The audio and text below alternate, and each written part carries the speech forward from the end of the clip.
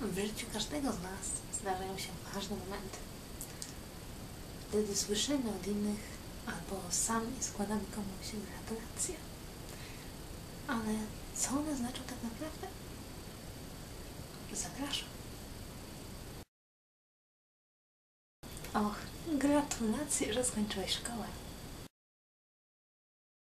Gratulacje. Naprawdę nie wiem, kto cię wypuścił. Och, gratuluję, że będziesz miała dziecko.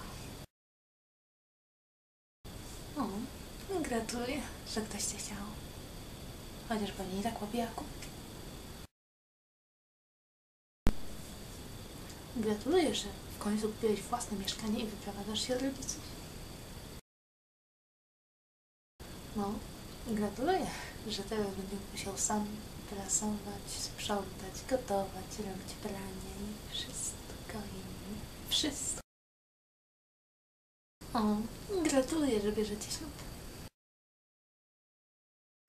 O, gratuluję, że teraz zadłużycie się na pół życia, wydając kasę na przyjęcie i na sukienkę, którą założysz raz w życiu. O, masz urodziny. Gratuluję. O, masz urodziny. Gratuluję, że jesteś rok bliżej śmierci.